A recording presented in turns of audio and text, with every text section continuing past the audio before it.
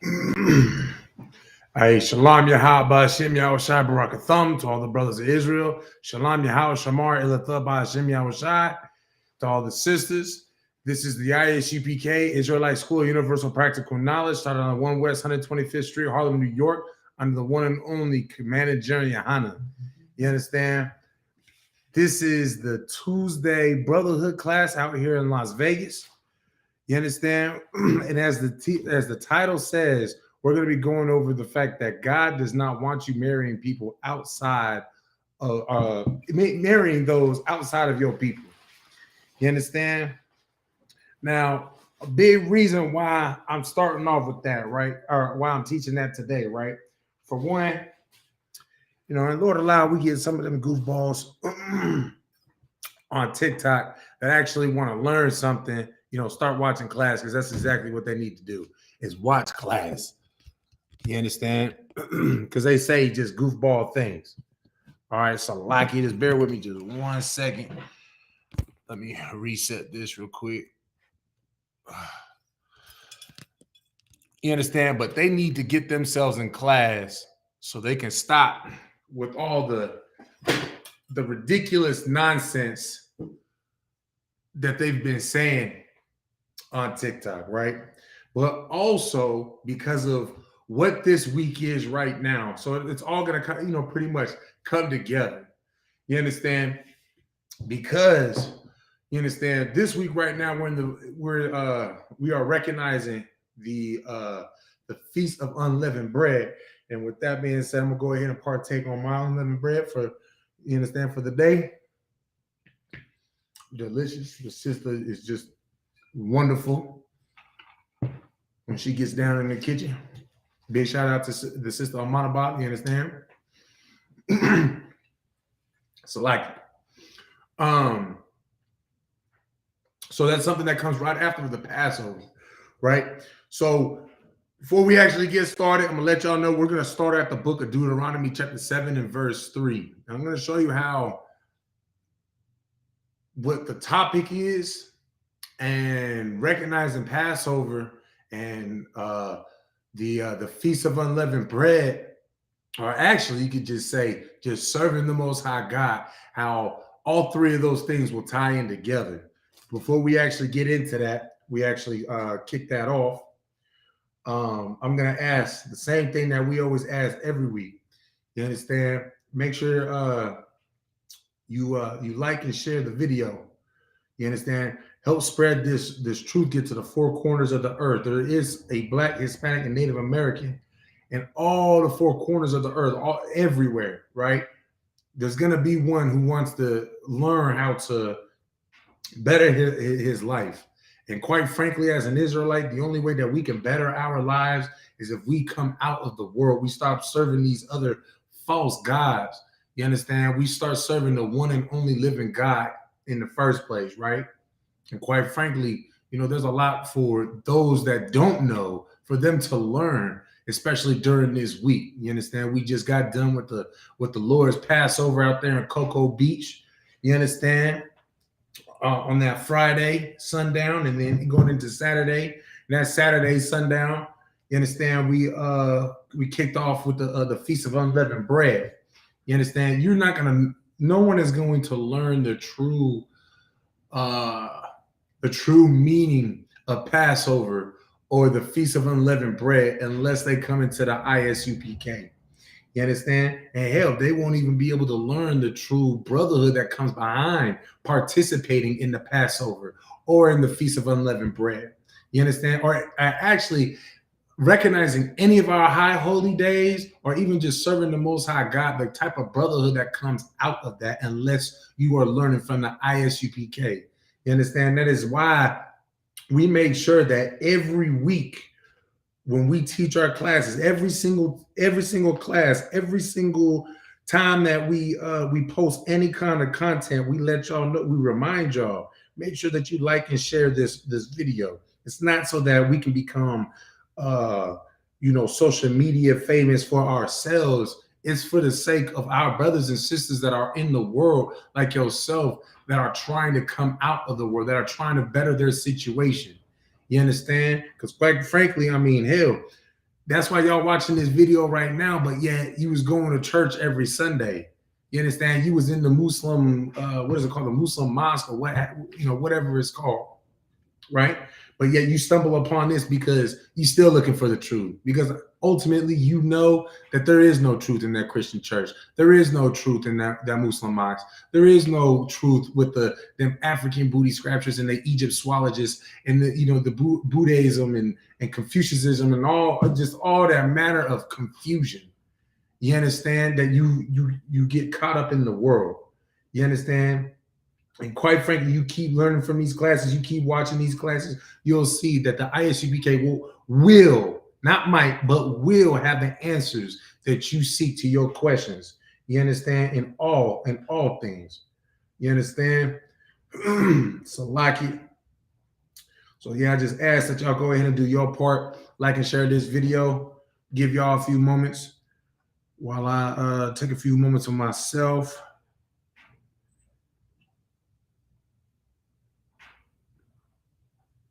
To like and share, and then we'll kick this off at the book of Deuteronomy, chapter 7, verse 3.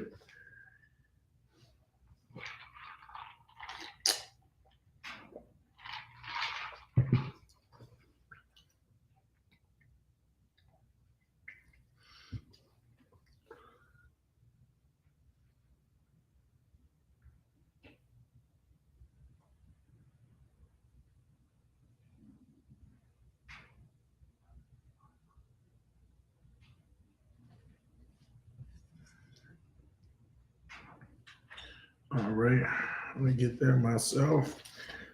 Also, as we go on, at any point, if there's anybody that has any questions, feel free to type it in the chat. You understand? I'll be sure to answer your question to the best of my ability scripturally. You understand? Because, like I said, we are not the Christian church. You understand? I'm not gonna do a bunch of hoo-ha and moo-ma to make you feel good about whatever your question is. The answer is not about you. You understand? The answers that you get when you ask a priest and prophet of the Lord in the ISUPK, the answer is about giving you the truth, what the Most High God has said. You understand? So if I'm unable to answer it myself scripturally, I'll be sure to get you an answer from a man that is mightier than myself. You understand? So like him. All right. So we're kicking it off. Book of Deuteronomy, chapter 7, verse 3. All right. Bear with me one moment.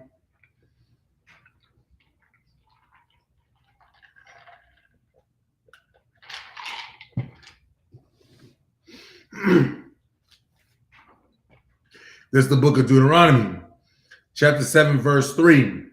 Neither shalt thou make marriages with them, thy daughter. Thou shalt not give unto his son, nor his daughter shalt thou take unto thy son. So first and foremost, this right here, we're starting off straight into, you understand, the interracial marriage portion of today's class, right? And of course, I'm gonna tie this in to what Passover and the Feast of Unleavened Bread, right? Although we're only going to talk about the Passover and the Feast of Unleavened Bread just here and there, because there are mightier men than myself, like Officer Shalaman Bakar and Officer Shabal Salaki for the butchering of the rank order, but they'll do a much more excellent job than myself. And then of course, you got General Muhammad, who's going to be teaching it as well on Thursday. You understand? But this right here says, neither shalt thou make marriages with them.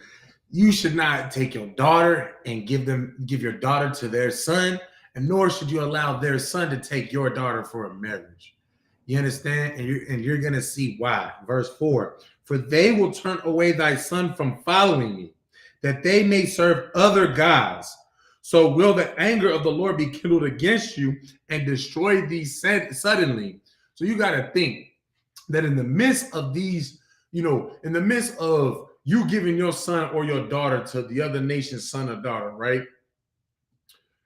that son, your child is gonna over time forget about their own God, because now they're going to seek out to please their spouse, to please their partner, right? And they have their own God, because mind you as well, if you're not a so-called Black, Hispanic, and Native American man, you're not to serve our God.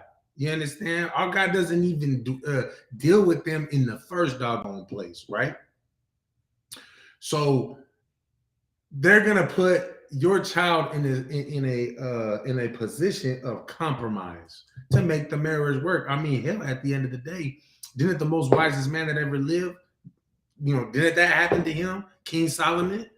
You understand? The Most High's wrath with him was not because he had almost 1,000 wives. It was because he was building up temples for his wives, for his heathen wives.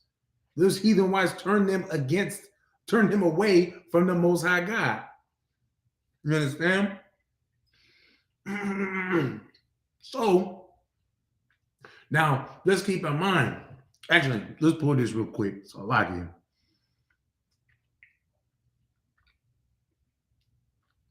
So like, give me 1 second. We're gonna pull up the Passover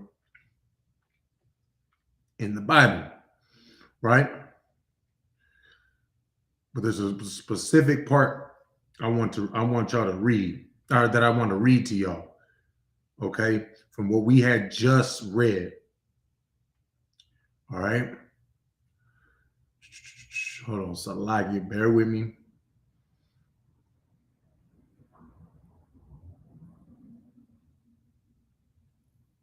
I'm on the chapter, so we're going to the book of Exodus, chapter 12, right? But there's something in specific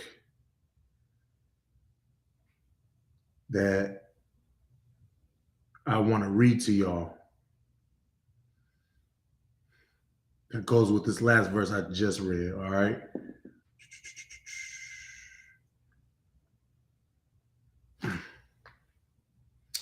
Oh man, where's it at?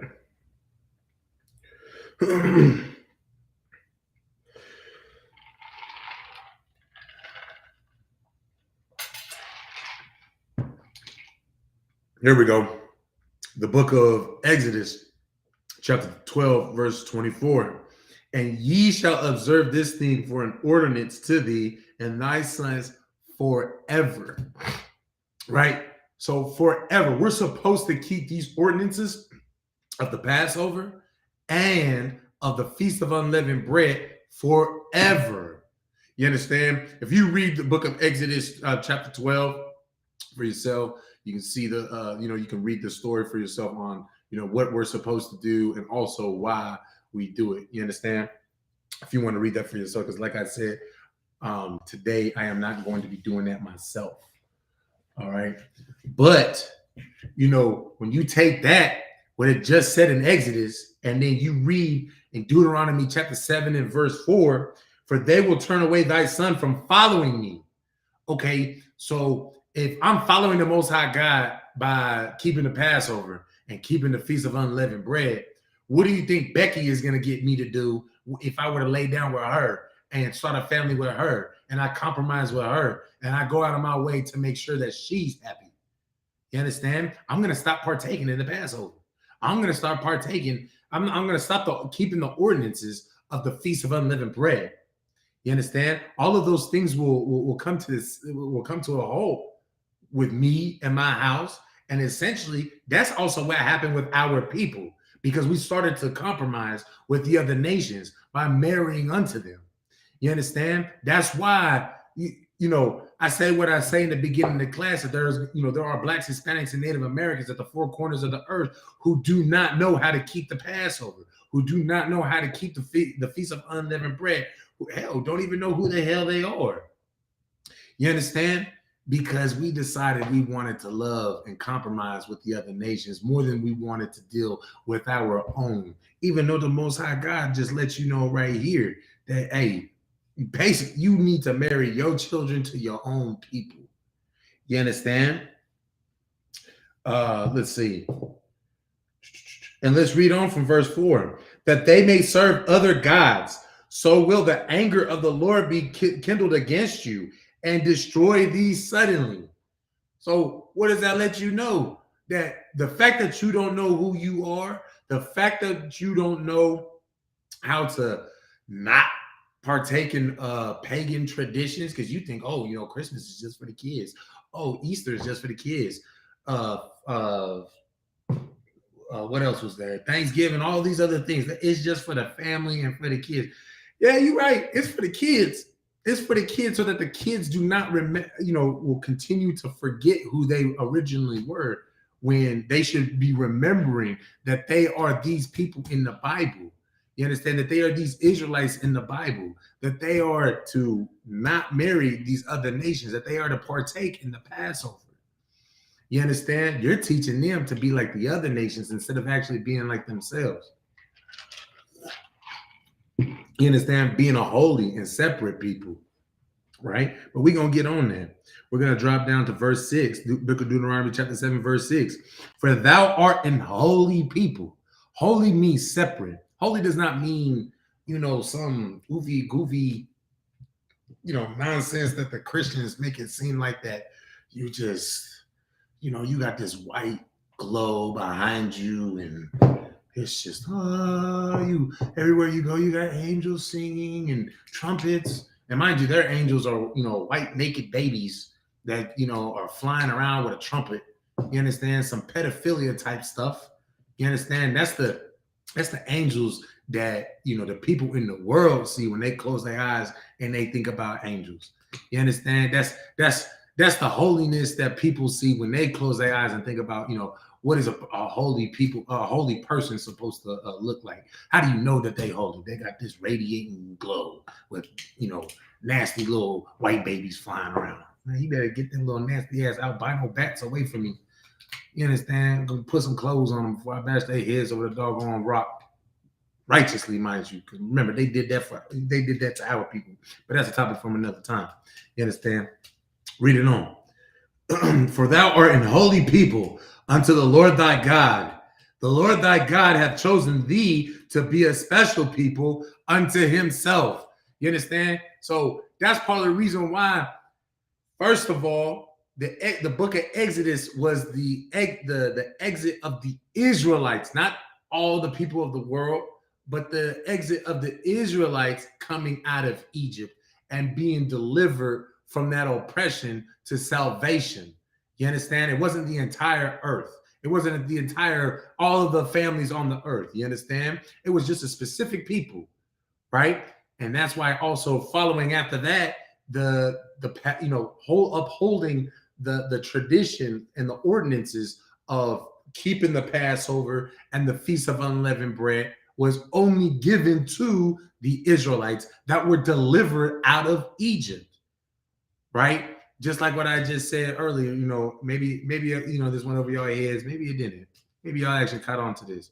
But like I said, your children was these people before. We were these people in Exodus. You understand? And again, y'all want more deep, information on that. That'd be, time for another class. We'll teach our regeneration again. Right? But reading on, the Lord thy God hath chosen thee to be a special people unto himself, above all people that are upon the face of the earth. Now, one thing you have to keep in mind, right? What you need to think about, because that part right there was so doggone heavy. The Most High God, the one that created all of what you see. You understand? The good, the bad, the ugly, the beautiful, whatever on this earth, everything that your physical eye can actually see, right? Most High God created all that. That person, that individual that created all that, said that you, Black, Hispanic, and Native American man, are the greatest people above all people on the face of the earth. We are to be above everyone, right? Now, I see that there's a couple people online. You understand? So I'm gonna ask you a question to y'all online. I want to see if y'all can answer this for me while I take another bite, a couple bites of this unleavened bread, right? What are you doing when you are above all people and you decide to marry someone from that is not your people, what did you just do? I'll take it, I'll give y'all a few minutes. Like I said, I'm gonna partake of another couple bites on this amazing unleavened bread that the sister was so kind to prepare for me.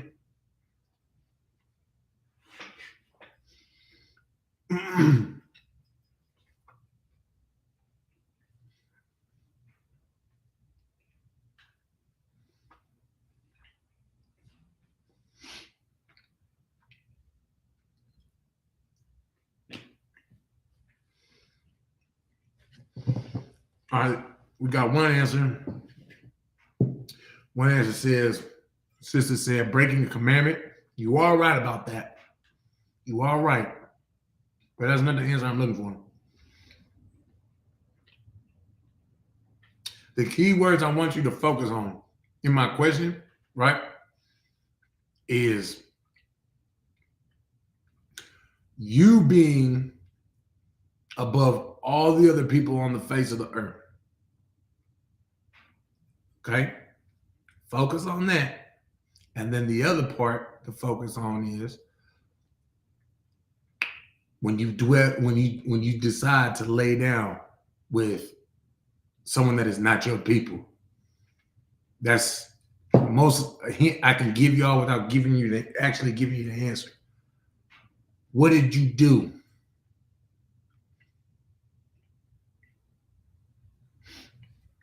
Sister Veronica, you're correct as well. You're not holy, you're not righteous no more because now you're just being like everybody else. You are right on that. But that's not the answer I'm looking for.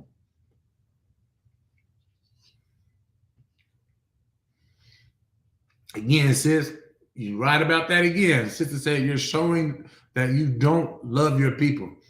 You right about that again, but not what I'm looking for right now.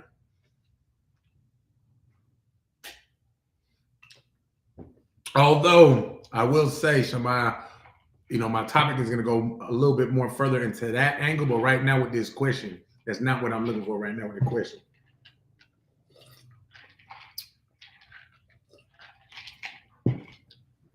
Because it's going to basically tie what the sister Veronica just said and what you just said together.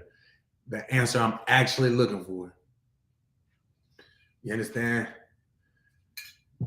Give y'all a few more moments. I'm going to eat another corner piece. If I finish this corner piece before y'all give the right answer, I'll give you that one hint that, at that point you should just have it.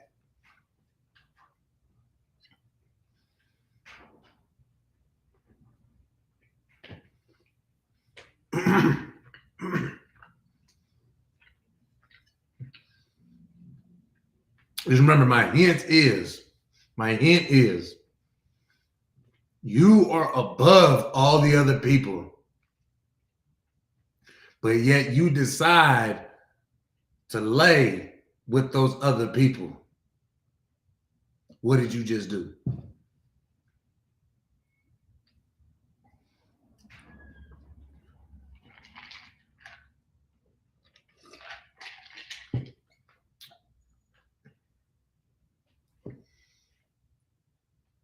So honestly, I'd say the sister Veronica was pretty close by saying not holy or righteous no more. That was close. You putting your foot in the water. You took that first right step in the right direction to that answer.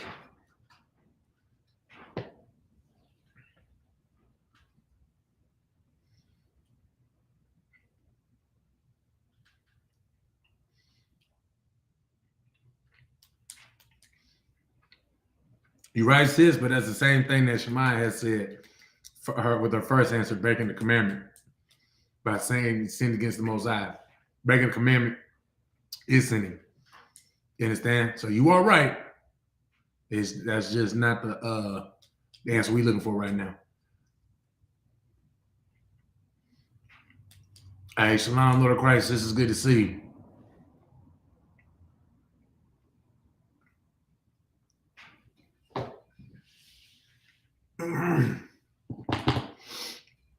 All right. Finish that corner piece. So now I'm going to go ahead and just give you how to answer action so we can move on. All right. You just stooped yourself down. You just undercut yourself. You understand? It's like the story of the king of the popper or whatnot. Oh no, that's not the best example.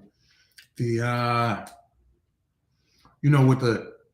with the royalty, how they make sure that this royal blood marries this royal blood, but you can't marry some peasant commoner or what have you, right?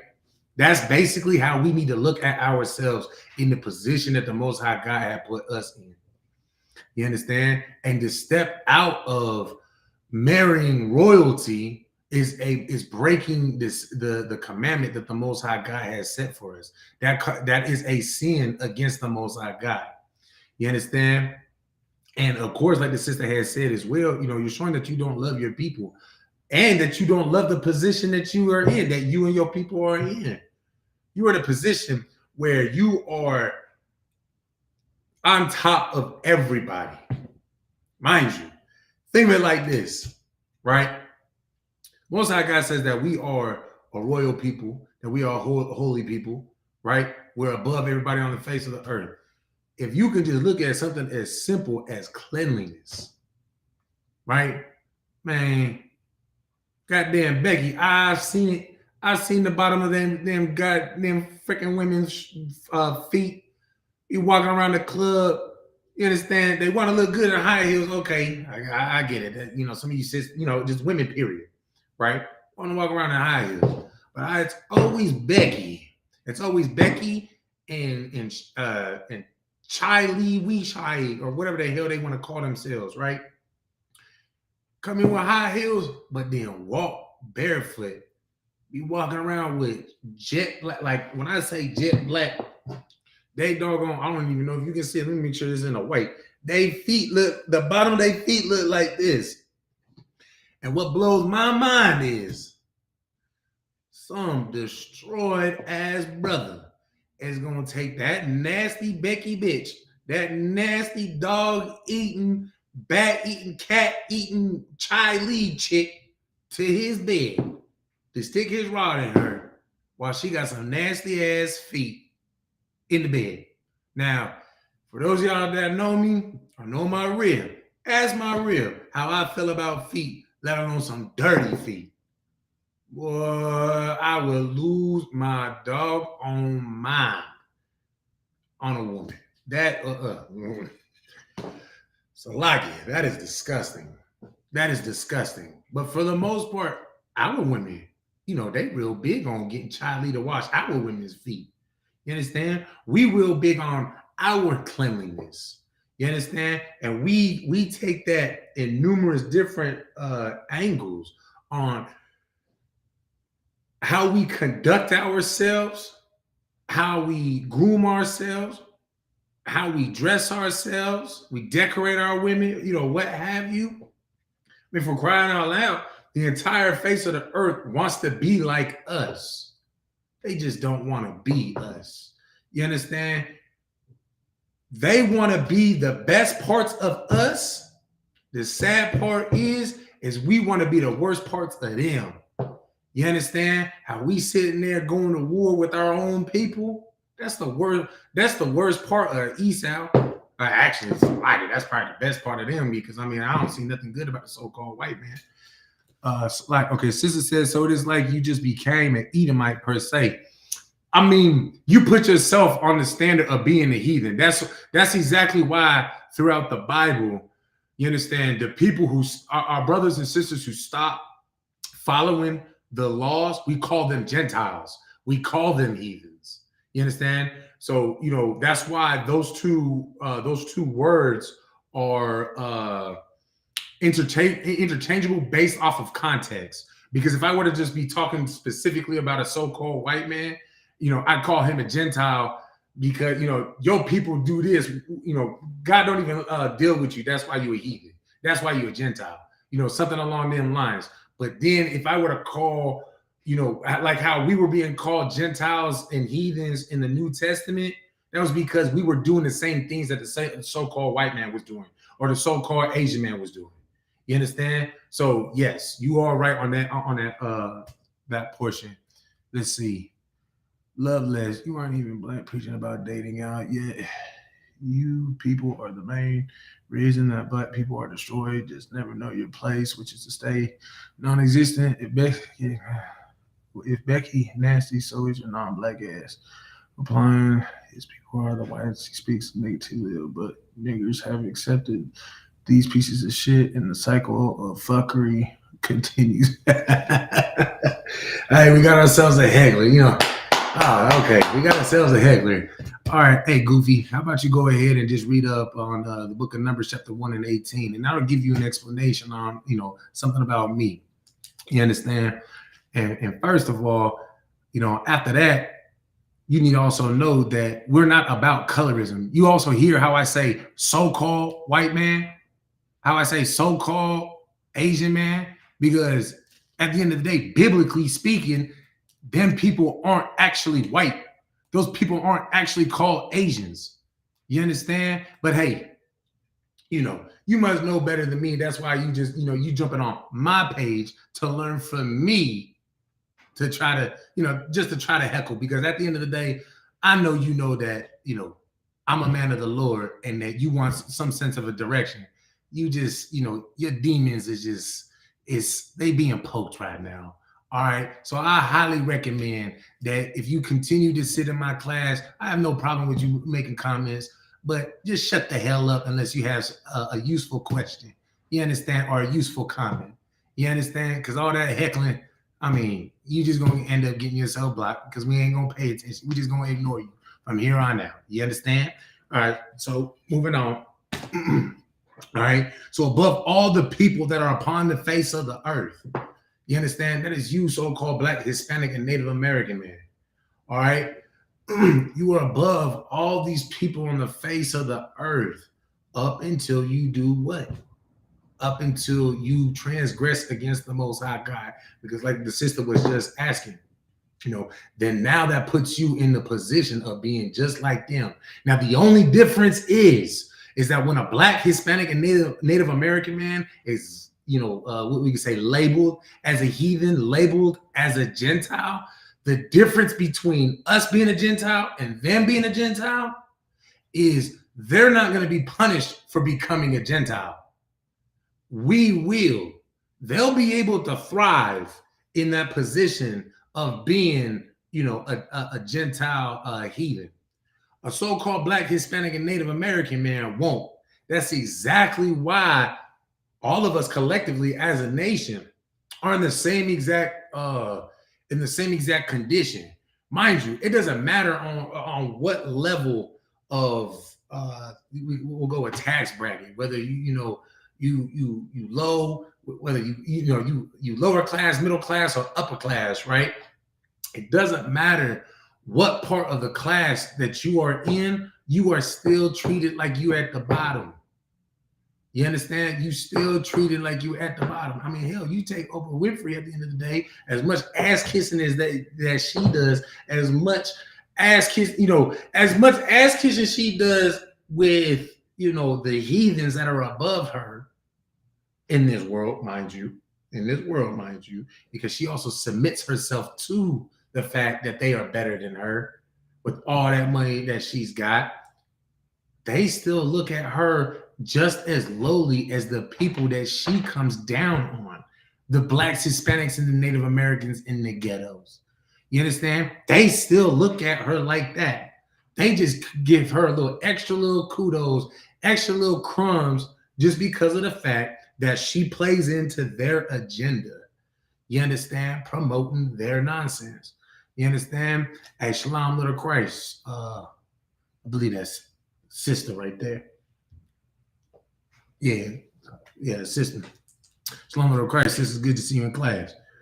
You understand? All right.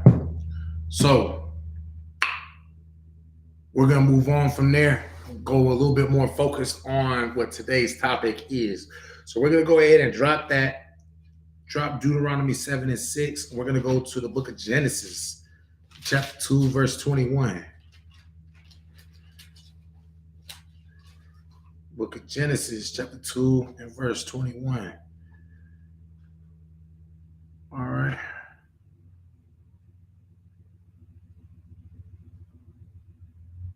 Bear with me 1 second.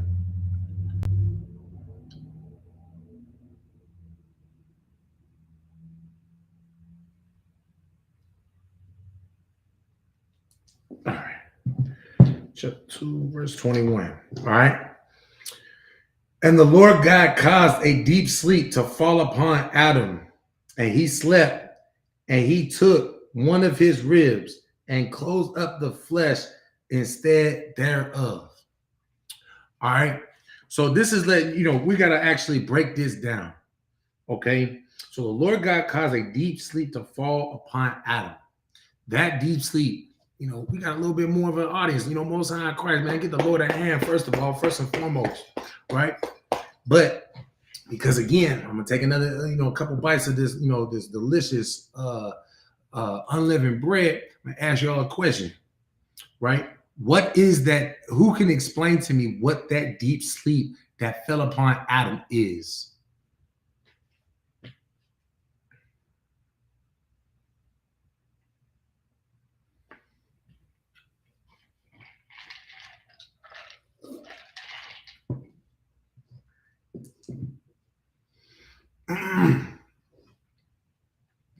What is that deep sleep? Like, how would you explain what that deep sleep could be?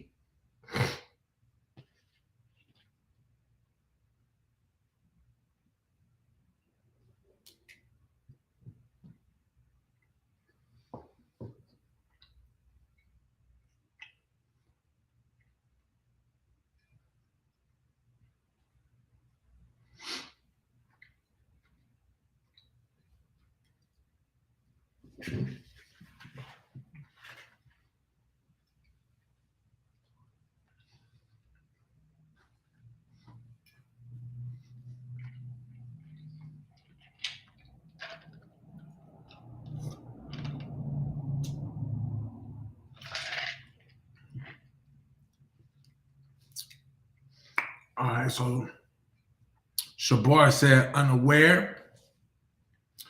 Sister says, Salak, if I may, the doctrine of other nations. Okay, so the sister, I'm gonna go, I'm just let you know, like, no, that's not where I'm going with that. So no, no.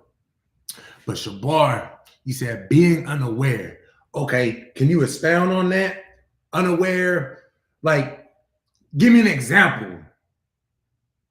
Now, mind you, we already read that entire verse. So don't, you know, if you know how to, you know, expound on that, you know, that verse in particular on what exactly Adam did, go ahead, because, you know, that's ain't no better example than, you know, than the verse we're actually reading from.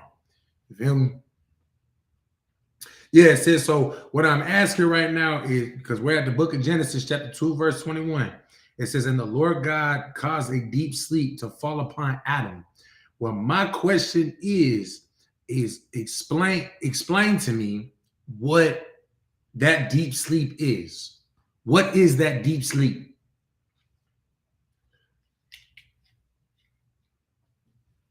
Like, did the Most High God put some sleeping gas on Adam and then, you know, perform some surgery and or do whatever he was gonna do? I know that. Okay, cool. I thought that just exited out. Man, these doggone Apple products, man, I swear they just undependable. They just be doing what they want. I don't know why y'all like Apple products. So like it.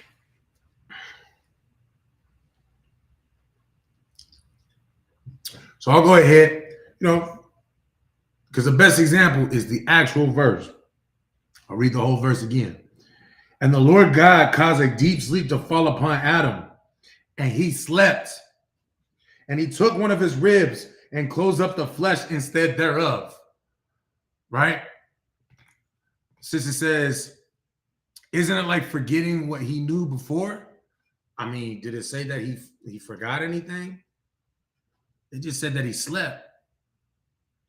I mean, this is the thing. You got to understand that this book, that this Bible that we read it from, is a Black, Hispanic, and Native American book. It is written the way that we speak, even today. Just because it might, have a little old English or whatever, we still speak the same way. Where, take for example, who was it? I think it was King David had talked about how his currency was bread. Now, did he actually trade with bread? No, because you don't be walking around with a big ass loaf of bread in the back of your pocket, or in your wallet, or in your purse. You understand? But you sure as hell got some money though, right? Same. So think about when we say, "Oh, nigga, you sleep." Now, hell, I guess that's an example right there.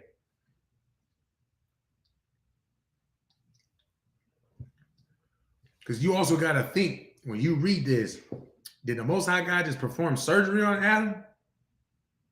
Or what is that sleep that this verse is talking about?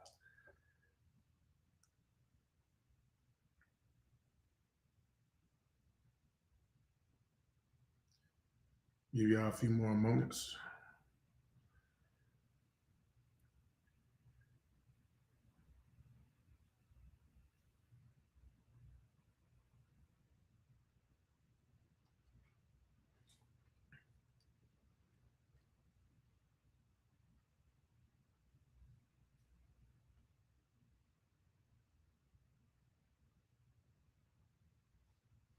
Hey, Lord in Christ, sir, it's good to see you in the class.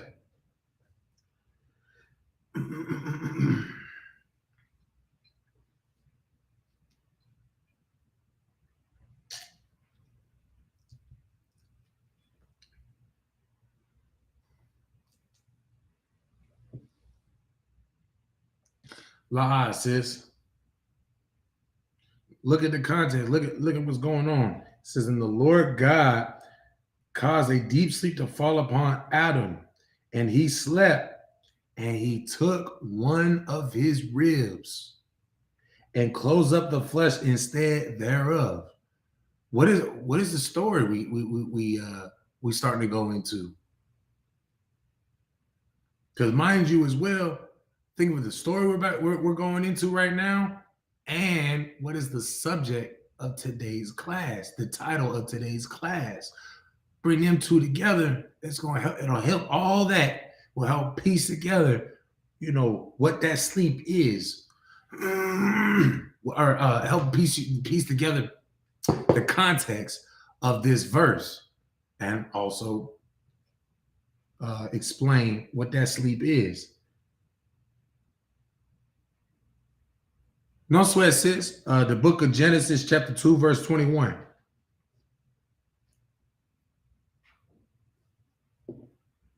And I'm aware that there's what is it, like 8 to 10, maybe 12-second delay before y'all post something on the chat before I can actually see it.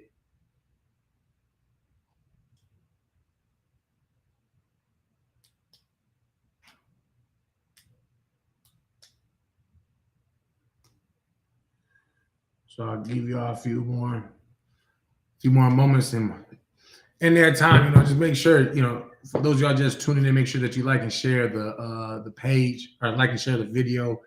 You understand? Make sure you do your part to get this truth, spread out to the four corners of the world. You understand?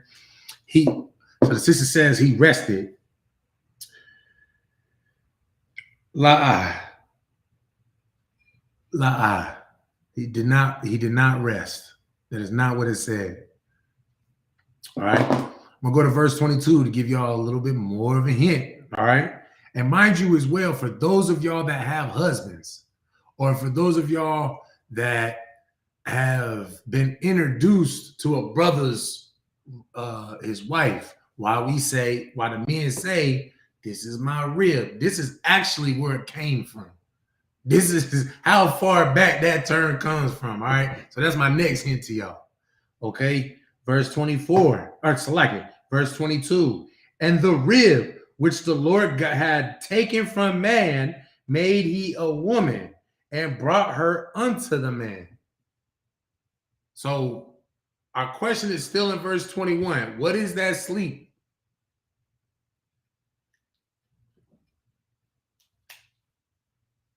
But verse 22 does help you with a little bit more context.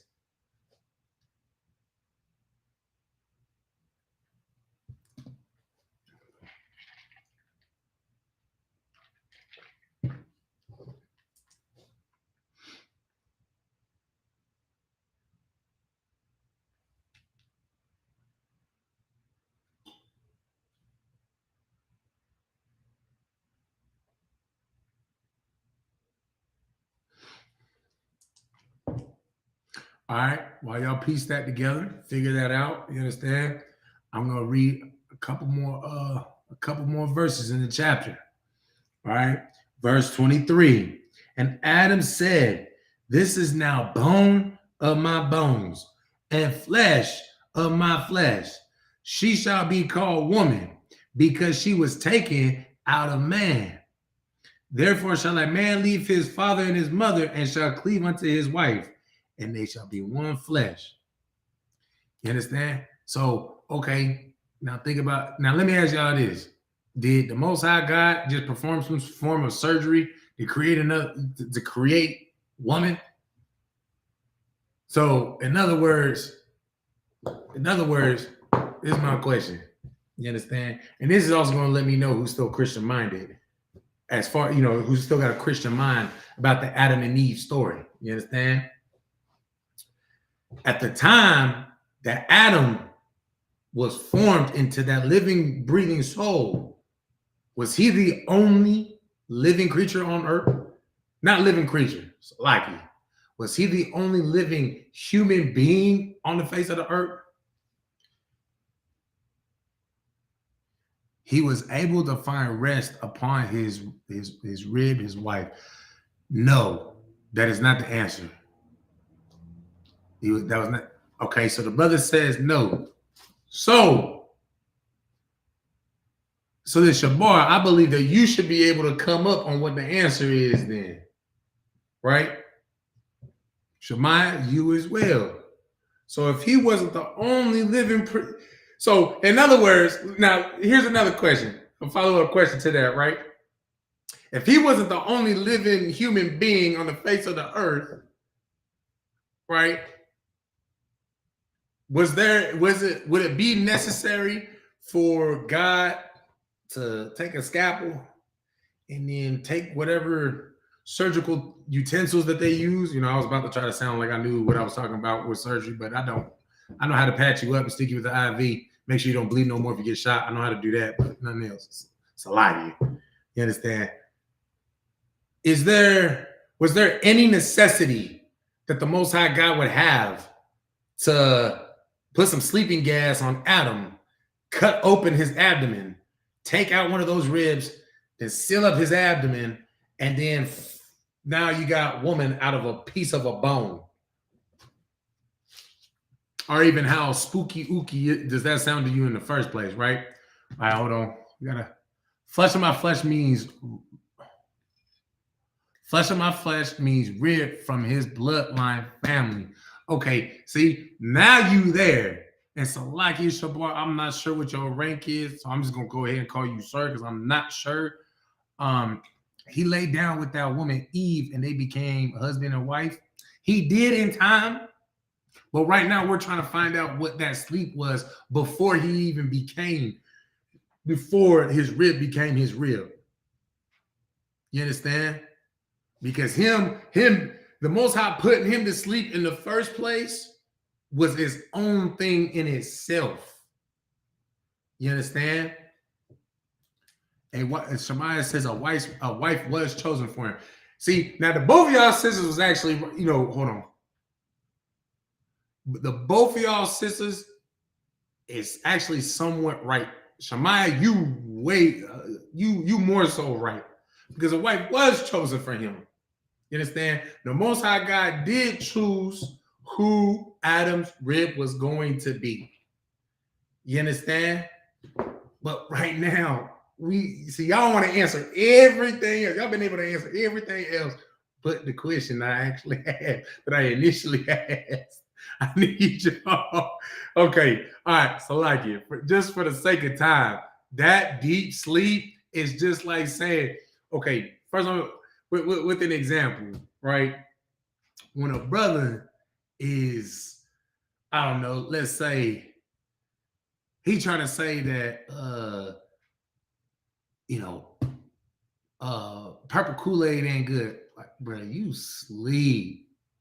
Man, what am I saying? Bro, you don't even know what you're talking about. You don't even know, you don't know what's going on when you tasting purple Kool-Aid because you think it's not even good. You understand? You don't know what you're doing.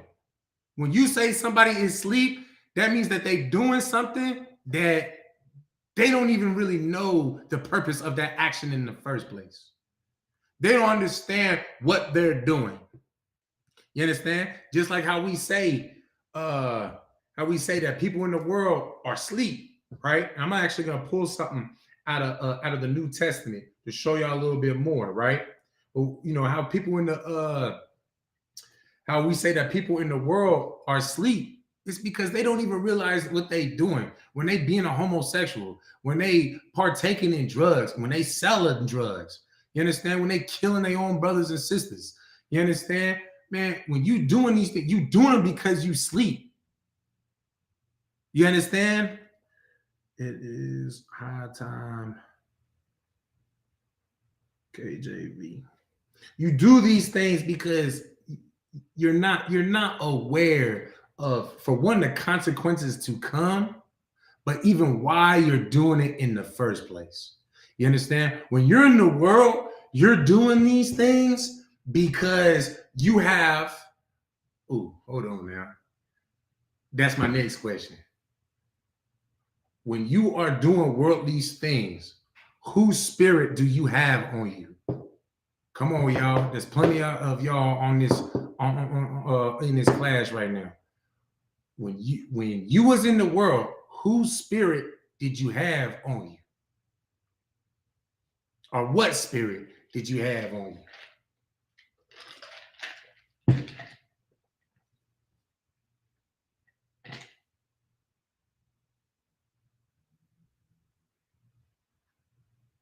And while y'all answer that, all right, this is the book of Romans, chapter 13, verse 11. This is, that example I was going to pull for y'all out the New Testament. You understand? Book of Romans, chapter 13, verse 11. And that, knowing the time, that now it is high time to awaken out of, it is high time to awake out of sleep. For now is our salvation nearer than we believe. Okay, so what is that sleep? You understand? Context and from comparison of Romans 13:11 to Genesis 2:21, it's two different sleeps. But nonetheless, it is a sleep. Okay, so what I want y'all to answer for me is what spirit do you have when you are asleep in the world? If I can get put one in the chat if you just got no doggone idea. And we got what, 8-10 people on here between the two platforms. Okay, she said, the sister said, oppressor, wicked, Esau, devilish Christianity. Okay, the spirit that you have on you when you in the world is an oppressor spirit, a wicked spirit, Esau spirit, a devilish spirit, and the spirit of Christianity. Them is all right. Them is all right. Not the answer I'm looking for. And I'm going to give it to y'all, though. Just because y'all right there in the ballpark. Okay, you so close. You got Satan. You got the spirit of Satan, which is synonymous with Esau and the oppressor. That's why I'm going to give it to y'all right now. But mind you, that was when you in the world. So that spirit right there, that's the sleep. Hey, there you go. See, hey, the sister gotta give her a hand real quick. There is a delay on the chat. You understand? But so if you're in the world and you have, that spirit that keeps you asleep in the world is Satan's spirit. What's got you sleep? What had Adam sleep in the book of Genesis, chapter 2 and 21?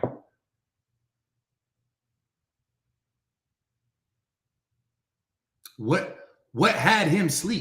And y'all, we online. If y'all was in person, I have you explain it. Just tell me what had him sleep. What that sleep was that had him unawares. In Genesis chapter 2 and verse 21. That went into verse 22 and 23, where Adam ended up laying with Eve, becoming one.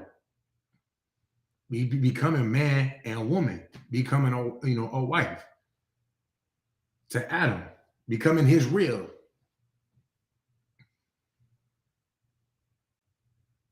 It's the Lord. Okay, the Spirit of the Lord. Yes. Holy Spirit, the Lord's Spirit. That's essentially what the Holy Spirit is. It's the Lord's Spirit. You understand? That's exactly what it is. So the Lord's Spirit came down on Adam and put him into a sleep to make him do something righteous that he didn't even realize he was doing it. You understand? He just took, he just thought like, damn, man, that sister right there, like, she bad. Like, I just want her. Man, he would sleep in the midst of that. Not sleepwalking sleep. But he just didn't understand why. Like, damn, man, like, that's just the bad. I gotta have her for myself. And of course, that knowledge came along with, came forth over time as to him dealing with his own. And how do you know that? You read up on verse 23. And Adam said, "This is now bone of my bones, bone of your bone." What's that note? To the very structure of your body, right?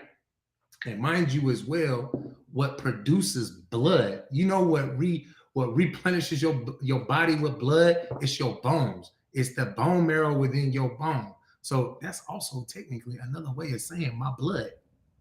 You understand? This is my people, right? And flesh of my flesh. It's as simple as, she's the same bone and the same flesh, through and through, inside and out. This is my people. You understand? The Lord put his spirit on Adam for him to lay down with this woman, to be with this woman. You understand? Now, going off of what the topic is, this lets you know that, first of all, before Adam actually became a living and breathing soul, was given the breath of life. With, if you in the UPK, you know what that is. That's having the laws, statutes, and commandments, right? Before that had happened, Adam was just like everybody else, just dirt, doing whatever, man, lowly of the lowly, just doing, hey, we being just nasty little monkey, nasty animals, where we put, if he put it in his mouth and didn't die when he ate it, then I'm doing the same thing. If that animal didn't kill him when he ate it, I'm eating it too. You understand? If that fungus, it's at that time. You understand? That time era, give or take, mind you. All right. And then the Lord started dealing with him. Where now Adam is, okay, you know what? I'm not eating that shit no more. Now I have a reason not to eat that, I should actually say. Because mind you, Adam was chosen for a reason. And it wasn't just because, he was the tallest, he was the smallest, he was the biggest, strongest, weakest. You understand? It wasn't like that. You understand? He already had that spirit where he wasn't just about following everybody else. You understand? That's why a seed even gets chosen in the first place. Mind you, if you look time and time again after his seed, everybody got chosen for a particular reason. And one got, and the other would get ignored, or others, because you got Ham, Japheth, and Shem. The others would get overlooked because of what they did. Everything is about what you do. You understand? All of it is about what you do. Your life is about what you do. You understand? That's why that's why our God is a God of war, and you cannot win a war unless you're doing something. You understand? You don't necessarily have to fight. You can be there to, you can simply be there for, moral support, where you one of them people that bringing care packages. I know when I was in Afghanistan, them care packages was like very, very uplifting to my spirit. You understand? Having a little bit of taste of home with all that beef jerky and whatnot. Of course, at that time, I was in the world, so whatever came in, I gobbled it all up, all that food. You understand? Everybody has a part in accomplishing that war, even if you yourself ain't actually at arms in war. You understand? Right? Okay, I know I got a little bit sidetracked. Let me get myself back on. All right, so. And Adam said, "This is now bone of my bones and flesh of my flesh. She shall be called woman, because she was taken out of man." Right? So just let you know that Adam was given his wife because of that. When he had the spirit of the Lord put him to sleep, to just, you know what, I'm gonna deal with this one. Right? He had the spirit of the Lord on him to deal with his own people. So mind you, this is also the first man, right? The first man on the face of the earth, who got the truth, who became a living and breathing soul, right? The first man who got deemed, who was made to be holy from all the other people on the face of the earth. Mind you as well, like y'all had already, you had answered earlier before, there were other people on the earth who were there. It wasn't just Adam. Adam wasn't walking around naming the animals and this, that. Because if you go before verse 21, Adam named all the animals. Adam went around naming everything. You think he was there all by himself up until we came to verse 21? And then you get what I'm saying? Right? That's Christianity on you if you believe that. And also, you probably, have the reading comprehension of a sixth grader if you don't if you can't read the Genesis, the first chapter, and not see that there's a separation on days until Adam even showed up. You understand? 6th day, 7th day, like, come on now. And mind you as well, man and woman was already created in the 6th day. And think about that. So what was the point of surgically creating Eve out of Adam's, body like that? Like, but we also know that Christianity is about, also partakes in worshiping a woman. You understand? Where, a woman is greater than the man who was risen out of the dirt, because she was taken out of that man. That's what Christianity would basically tell you. Right? All right, let's get out of Genesis though. Salaki. I know I'm over here rambling and whatnot. So we're gonna drop that. We're gonna go to the book of Isaiah, chapter 29 and verse 10. And as we go, I just want to give you all a reminder. If y'all got any questions, hell, we had a heckler in here earlier. You got any questions, any comments? You got anything to say, man? Make sure you put it in the chat. If I am able to answer your question scripturally, I will be sure to do it. If I'm unable to answer your question scripturally, I'll be sure to get you the answer from a mightier man than myself. You understand? All right. So now we had the book of Isaiah, chapter 29, verse 13, which reads, "Wherefore the Lord said, for as much as this people draw near me with their mouth and with their lips do honor me, but have removed their heart far from me, and their fear toward me is taught by the precepts of men. A precept of men is basically what what Christianity is. Your fear now, especially when in the world, your fear is the fear of Christianity, the fear that Christianity instills in you. Where you're just worried, am I a good person? Put you in a situation where you're a single mother and you asking, your 4-year-old daughter, oh no, mama, do you think that I'm a good person? Am I a good mother? I'm gonna tell you right now, no, bitch, you're not. God damn it, you're not. Because you're probably a single mother because you drove that man away and probably got the child's daddy on what's that joint called? I was about to say joint custody. On child support. So no, you're not. You're a terrible person. You're terrible because you're oppressing your own. You understand? You're hindering your child and you're oppressing your child because you upset with her daddy, and out of all that anger, you want to oppress him with child support. Life ain't even hard enough for a goddamn Black, Hispanic, and Native American man. I can't even say America because it's all over the face of the earth. You understand? We hated by our own and we hated by others on the face of the earth, unless you're in the ISUPK. You understand? If I could take a quick side moment, we had goddamn brothers from the UK, from Jamaica, Puerto Rico. You understand? All 4 corners of the earth come out to the Passover Cocoa Beach, man. This past weekend, man, it was a beautiful thing. It was nothing but love. You understand? A lot of us, have graduated Hebrew Academy. This past week, you understand, got our covers at class of 2022, you understand? But hey, we dealt with our brothers that, we didn't know this was our, we didn't know each other. We just knew that we was each other. We knew that we were bone. That was my bone of my bone, flesh of my flesh. And for that reason, you understand, this verse right here would apply to a brother in Hebrew Academy, because we're not doing things with lip service.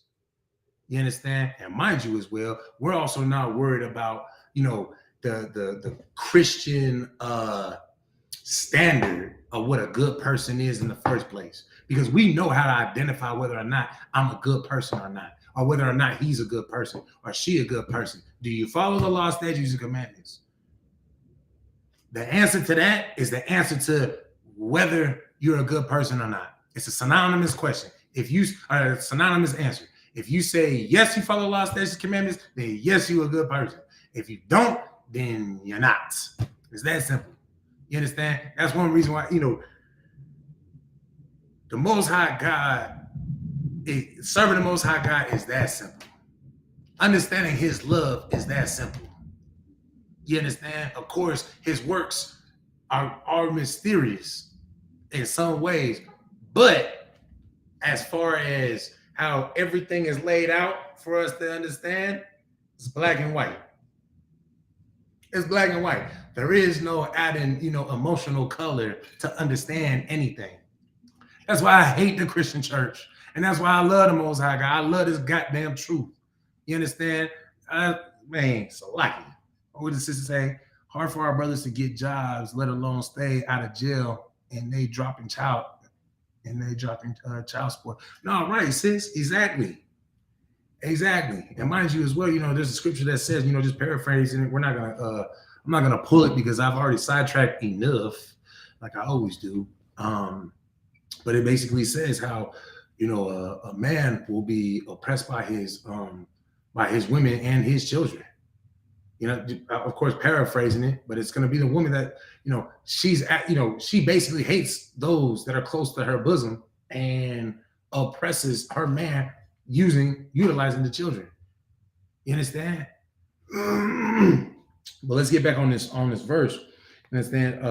Isaiah chapter 29, verse 13. Wherefore the Lord said, for as much as this people draw near me with their mouth and with their lips do honor me. Take, for example, that's the Christian church right there. Oh, I'm covered in the blood of Jesus. Oh, I go to church every Sunday. Oh, I love God. I love Jesus. Ooh, whoopty, whoopty, whoop. That whole shenanigans, right? But have removed their heart from me, far from me. Man, removed your heart far from him, meaning your mind really is not with the Lord. Because if it was, you wouldn't be one of them bitches that is sleeping with the pastor. You want to be one of them bitches that is, putting a man on child support. You understand? And I know I'm really coming at the sisters right now with this verse. You understand? And it's not just y'all. It's the men as well. The brothers, we want to be out there even, running through every single goddamn sister that we, that comes through them church doors. You understand? Hell, on the sake of the subject, we wouldn't be, dealing with Becky and Wan Chan Shishon. You understand? We wouldn't be dealing with them women. We wouldn't want to be dealing with, them African booty scratchers. You understand? That's just going to end up chopping you up and putting you some stew because, there's starving children in Africa who need to eat. You understand? We wouldn't be doing those things. If you had the Lord on your mind, you wouldn't be partaking in any of that. Because when you got the Lord in your mind, you would think, hold on. You might be unsure about whether or not you can actually do something. But let's take a moment to see who can tell me when you unsure about whether or not you can do a certain celebration, or you can eat a certain food, or you can associate with certain people on any level, whether it's relationship, business acquaintance, whatever. You understand? If your mind is always got the Lord in it and the Lord's will in it, what would you do? Who can tell me what would you do when you're just simply unsure? What is the right answer to do? Or the right thing to do when you unsure? One sister said, or actually both sisters said, get counsel on it. Yeah, you get counsel. You get counsel. Which counsel, just because you don't be afraid of the word counsel, right? Ask the officers above me. Hey, and you know what? She made it a little bit simpler, but all three of y'all right. Because it's just asking. Now, mind you, I do want to really hit on what the two sisters said, because they are 100% right? And mind you, a counsel is not something, that word should not be something that you fear. And Slick, a lot of people are afraid of that word counsel. They think that, somebody's going to take you to counsel, or you have to go to counsel. Is somebody getting in trouble? Like somebody gonna take their belt off at the end of it. Like, oh, okay, well, you fucked up, bend your ass up. I'm gonna tear that ass up now. Like, because I'm the Lord Himself. Like, no, man, it's just to make sure that you set everything right and everything is done decent and with decency and order. You understand? Because we ain't like Esau, where we just let our children loose and goddamn target, and you hear them, one screaming over there and one screaming over there, and then you just like, oh, kids will be kids. Now we ain't. You understand? We ain't about that. But that counsel, first of all, when you get counsel, man, that's a private thing with basically just everybody that's involved, unless it's a severe counsel where somebody got to get removed out of school. You understand? But even then, not all the information is leaked. It's just, hey, we ain't dealing with this one. But anyways, you understand? When you have a counsel, it's okay. Listen, I need counsel on this. I'm not sure if I'm allowed to do, woochie boo, blah blah blah blah. How do I go about this? Because I would like to go to the lake on the 4th of July, but them crackers love to go to the lake and shoot off fireworks, and I just want to take my family down there because it's gonna be a nice day. It's my day off, and I've got the funds for it on this day. I don't know the next time I'm gonna have time, right? Like, can I get counsel on that?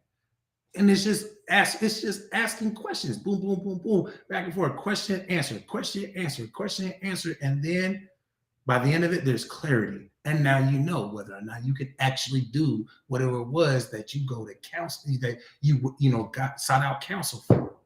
Which, of course, is the same thing with the sister said, asking the officers with me, asking them for counsel. You get that counsel. You understand? So you unsure, make sure that y'all ask. You understand? Ask those above you. You understand? Ask them, hey, I'm unsure, I'm a little bit troubled. Something is kind of taking me to the side. Something, ask counsel for goddamn everything. God damn it. Even if you 99% sure, get that 1% cleared out the way. You understand? You should be asking counsel for, especially you women. Ask counsel for everything. As soon as you start to feel a certain type of way, you're like, "Ooh, I'm about to cry. Let me get counsel. Is it okay for me to cry?" That's what y'all should goddamn do. I'm being so serious. Get counsel for every freaking thing. You understand? Because when you get counsel for every freaking thing, what does that let you know? That lets you know that that your heart was not removed far away from the Lord. In fact, your heart is still near, very near to the Lord. And when the Bible says heart, it's not saying this right here. Because ultimately, what is this motherfucker go? It's a lie for my language. What is this actually going to do? What is your heart actually going to do aside from pump blood? Man, it's your mind. You basically want to replace mind, so like your heart with mind. You understand? Read it on. And their fear toward me is taught by the precept of men. They didn't say, the precept of prophets or his men at the very least, the Lord's men. It was the precept of men. And who is that? Your pastors, Christianity, period. And I want to say Christianity, period, because that goes everybody. Just like the person that I had killed before I came into this truth. Because I'm not going to say my slave name, but who I was before this truth, I was agnostic. But I sure as hell have a whole ass, enticing conversation about the Bible and how it's bullshit and this, that, and the other.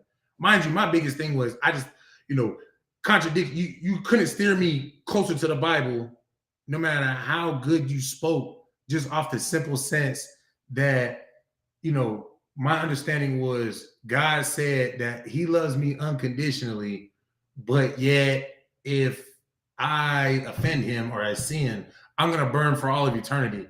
What the hell is love then? So in other words, you telling me that if I'm supposed to be God like you, I'm supposed to be like you, and I love, my child or my woman or anything unconditionally, and they make me mad, I could beat the shit out of them until, beat them until they die, selecting for my language, right? Because I mean, in the sense that's, I can't make them burn for eternity in the lake of fire, but I can at least make them suffer in this physical realm. Didn't make sense to me. And quite frankly, I love my family. You understand? I've always loved my people. I've never been one of them people that was, go out of my way to make somebody else suffer. In fact, I was, it's a lie if I may. I've always been one of them people that if I see somebody else hurting, I'm the type to, sit down with you, man. Hey, man, what's going on, man? Let me see what I can do to uplift your spirits. You know what I'm saying? I've always been that type of person. I was told there's no such thing as a dumb question. I took that for what it was and asked about everything. That's exactly it, sis. Because you know what? At the end of the day, if you don't know, and see, out here in Vegas, officers, above me, like Bakar and Shalimar, they like to laugh at me all the time because I'm the one who's I ask, they say goofy, ridiculous questions. But then they also turn around and say, like, at first I'm like, man, why you think about this thing? Why you think about this? But then they think about it a little bit more and be like, oh, damn, like, now they caught up in the question and take that rabbit hole a little bit deeper. And then the crazy thing is we end up passing it up to Shabal because we came up with a whole new doggone question. You know what I'm saying? There's no such thing as a stupid question. Never be afraid to ask a question, because if you don't know, man, you don't know. And you want to know. I'm that person. I don't know. I want to know. I don't care if you laugh at me. Well, shit, we'll all laugh at me together. But at least at the end of this day, at least I'll know now. And you won't be able to laugh at me about it tomorrow. You might be able to laugh at the question, But you can't laugh at me for not knowing tomorrow. You understand? And mind you, as well, don't get it twisted. They don't laugh at me for not knowing.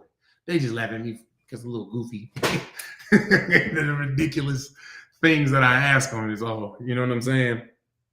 But yeah, no, sis, that's exactly the mindset that you need to be having. All right. That was Genesis. No, Isaiah 29:10.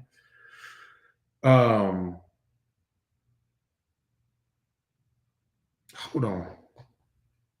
Salakia.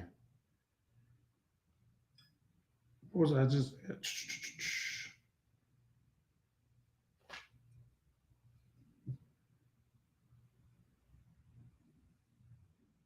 All right. So now we're gonna go up to the book of Genesis, not Genesis, Isaiah chapter 29, verse 10. So likely I was supposed to read that first. All right. So this is the book of Isaiah, chapter 29, verse 10. For the Lord had poured out upon you the spirit of deep sleep. Man, we just got down, kind of talking about that. The spirit of deep sleep. The Lord poured that down on us, right? And have closed your eyes, the prophets and your rulers, the seers hath he covered. You understand?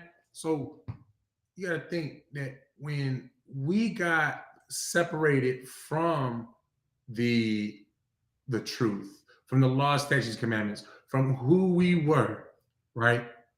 Who hath done it? The Most High hath done it. Your destruction came from the Most High God. Your healing that the ISUPK is seeing for itself, we are seeing it personally. If you was at the Lord's Passover at Cocoa Beach, you saw your goddamn self how this nation of so-called Blacks, Hispanics, and Native Americans, the healing that we're already having, how the nation is starting to actually build and grow and become stronger, the mending that is coming down on all of us as a nation. We see it each and every single year at Passover. You understand? We get stronger, we're healthier, and whatnot, right? The Lord hath done that. But mind you, why? Right here in this verse, it says, for the Lord hath poured out upon the spirit of deep sleep and hath closed your eyes. The prophets and your rulers, the seers, hath he covered. He covered your eyes. He covered the prophets' eyes. Why? Think about where we started already at Deuteronomy 7:3. And then I started talking about the Lord's Passover and keeping the Feast of Unleavened Bread. Right? And then we went into verse 6, where, it talked about how we are a holy people. You understand? With all that interracial talk and us being a holy people, and then also talking about the high holy days that we were commanded to keep. My question is why did he turn to destroying us and covering our eyes and putting us in a deep sleep? Who can tell me?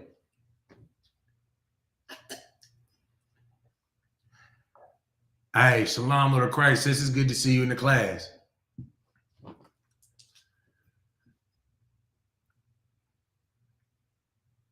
Who can tell me? Why the Lord hath done it? We know the Lord hath done it. It even says it right here. Our God is not a cowardice God. You understand?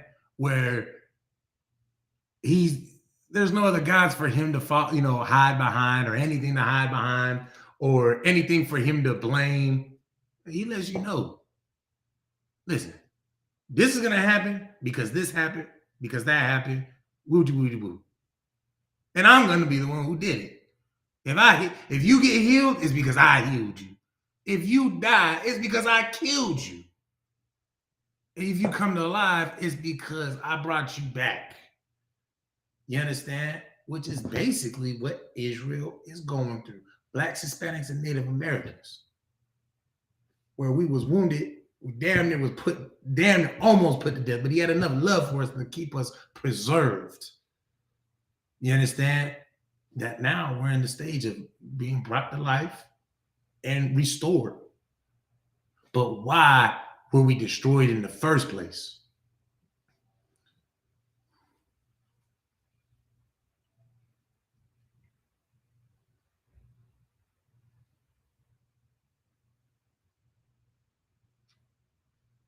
Why did God destroy the Israelites in the first place?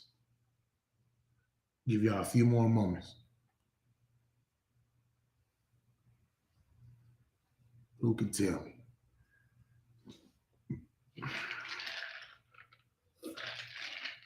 Because we weren't following the laws. We were being disobedient. And didn't, what was it? Deuteronomy 7:4? That if we turn him to wrath, we decide to marry our children after the other nations, which in that case would turn our children against him, to turn him to wrath, that he would destroy us utterly. Of course, I'm paraphrasing it, but we read it earlier, right? That's what it said. So when the Lord God destroys you, it's not because he's like, man, fuck Israel today. Y'all get on, y'all just ugly today. Man, no. Most High God loves you. Conditionally, mind you. Let's get that straight. You know, that was one of the biggest things I had to get sorted out. But the Most High God, he loves his people. But just like if my son, if my daughter, if my wife, if my brother, they do something wrong, I'm gonna let them know. Hey man, like you need to clean this up. Most High God is a loving father to his children. And because he loves us, he had to discipline us. And that discipline was destroying us. One way to think about it is, you know, for those of y'all that had a full disciplinary childhood experience, like I did, man, I got my ass whooped and I got grounded. Everything was taken away from me while my ass was goddamn black and blue, sitting in my room crying. The only thing I was allowed to do was homework and read a book. That was it. Couldn't do nothing else. You understand? Don't that sound like what the Most High God has been doing to us? Every time that we end up getting put back into captivity, mind you, what does Deuteronomy 7:6 say? On top of the fact that we are holy people, we are above all the people on the face of the earth. But you want to be with white women. But you want to be with white men. You want to be with Ching Chong Fing Fong. You want to be with the people that bathe themselves in cow piss. Okay.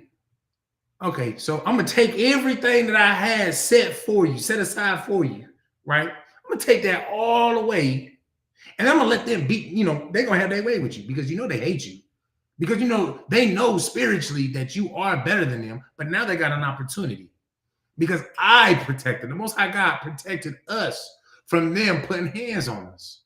But since we don't want that protection no more because we want to go deal with Becky. We want to go deal with and get, you know, bathed in cow piss. We want to go, you know, be with Chai Ling and eat freaking cat. Well, I guess bear too, because that is unlawful. There's anything that breathes in your freaking mouth. You know what? They can deal with you. They can deal with you. You understand? And with absolutely no protection. You understand? Sister says, like, I have a question. We're talking about black women marrying Edomite. You explain that. Do what happens to the kids since father's an Edomite. I hope I asked right. It weighs on me because they're my grandkids. I mean, so what happens to the kids? Okay. So let me make sure I understand your question. Your grandbabies, their father, the seed of which they come from, they're Edomites. Right? There is an Edomite. The man is a so-called white man, correct?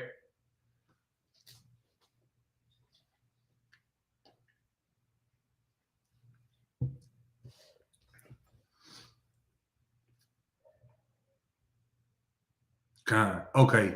So you are what your father is. All right. Now, I want you to understand this, that this are your grandkids. At the moment, you still treat them like your grandkids. If yesterday you loved the shit out of them and had a good time and spoiled them and did all the grandmotherly things yesterday, make sure you do it tomorrow. Make sure you do it next week. Make sure you do it next month. And you do it for the rest of the time until the time is for us to begin to separate. But do not allow that to be an anchor to keeping you from being in the truth. I'll use myself for an example. Okay. My father is a so-called black man, right? I I come from the tribe of Judah because of my father. But now my mother is a so-called white woman. She's an Edomite, right? Now, do I love my mother any less because I'm in the truth? No. Do I even talk to her any less because I'm in the truth? No. In fact, she actually stopped talking to me because I'm in the truth. But needless to say, either way, that's still my mother. I love the dog shit out of my mom. Anything that she needs, I'm there. All she has to do is just ask. But when the time comes for us to completely separate, and what I mean by that is, like the scripture says, that in paraphrasing it, that in those times, those how does it say? That in the end times, we will basically go to our own flesh, our own people. We will flock to our own, right? I'm not gonna try to hold my hand and hold on to my mom. End of the day, and I'll keep it a buck with you. Me and my mom had that, that conversation that the Bible says what's gonna happen to her and her people. We had that conversation, and yet still, I still told her I love you. Like it's not gonna change the fact that I love you, and that's got to be the same thing with you. You understand? You know, like my real she I'll share this with y'all. My real her eldest is I think Japhet. I believe she's Japhet. You understand? At the end of the day, does that mean that I'm going to treat her daughter, different than I treat our boys just because our boys are Israel and she's not? No, man, I took on the responsibility. I agreed to the responsibility of taking on her and her children and saying that, I'm gonna love them like they my own, despite the fact that they'll, one might be from a different nation. You understand? It's just when the time comes, like we separate. You understand? We're two different people. You understand? I'm not gonna succumb to her ways, for one, because I'm the man of the house. Like I don't play that. But two, I love Salaki. I mix up the order. For one, because I love the Most High God. You understand? And what His ways and His will comes first. But two, I don't, I don't play that. I'm the man of the house. I don't negotiate and compromise with terrorists or children. So like, but no, Constance, if you got any further questions, feel free to ask. All right. And of course, and that's something that, if you're having a real hard time with, I highly recommend that you seek out counsel. Seek counsel from a man that, can give you guidance on how to even deal with that in the first place. Because you know what? I firsthand can tell you, I understand the what's the word?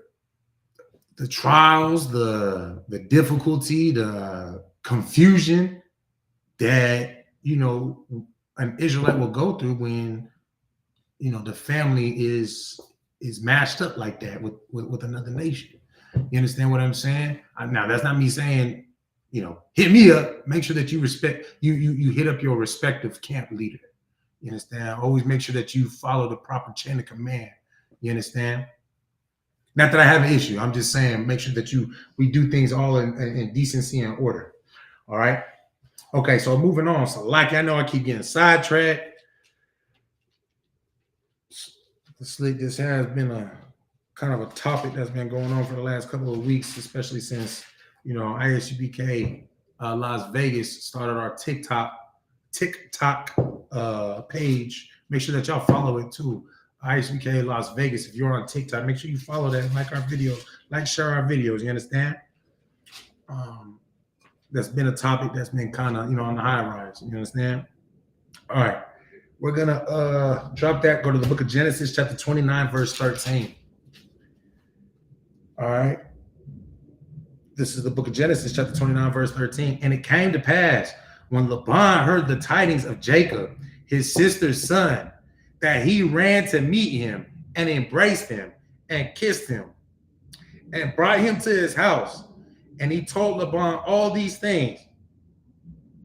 Verse 14, and Laban said to him, surely thou art bone and a selection. Surely thou art my bone and my flesh, and abode with him the space of a month. Right? So right there, Laban was saying that to Jacob, like, hey, you are my bone, you are my flesh. Like we just went over earlier, that you are my people. We are the same. And look at the brotherhood that came out of that. The brother Laban said, man, basically he let him know, like, hey, man, you are, you my peoples, man, you can stay. And that's what Jacob and Rachel ended up doing, was staying at Laban's for a space of about a month, give or take. You understand? That's brotherhood right there. You understand? All right. We're going to drop that. Go to the book of Romans, chapter 9 and verse 3. All right.